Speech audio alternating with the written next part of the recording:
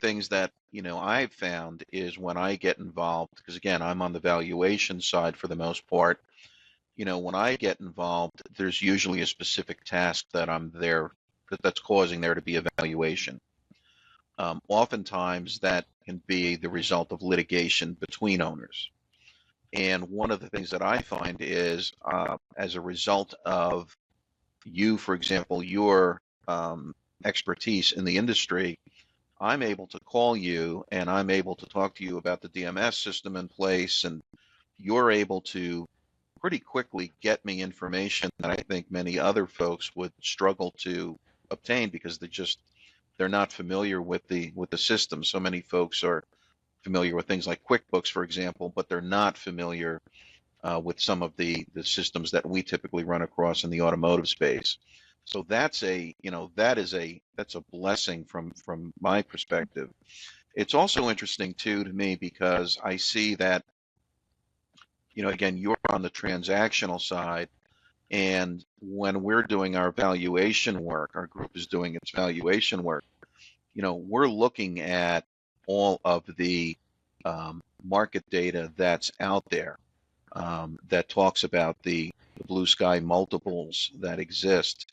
And we take a look at the trends that have been occurring and what's happening with the individual, not only the dealerships, but with the OEMs. I mean, right now, it's no secret that Nissan, for example, is in a state of flux, and Stellantis apparently is having, not apparently, is having its financial issues as well. So, what does that do in terms of the ability of someone to be able to sell a Nissan dealership? So those are the sorts of things where, from the valuation side, I think it's great that we work as closely together as we do, because I get a sense as to what's really transpiring in the industry, and I'm able to rely on folks who really are versant in the underlying systems that so many of the dealerships use.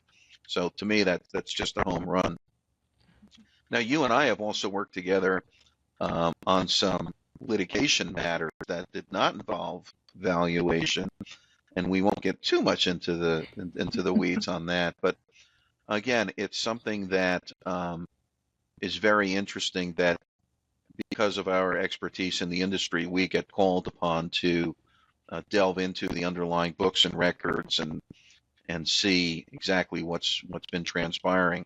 I think I can say that you and I have had a number of cases involving ghost employees, which, on its face you wouldn't think would be so problematic, but it does raise its head from time to time. And for a while there, it seemed we were on a bit of a streak in that regard.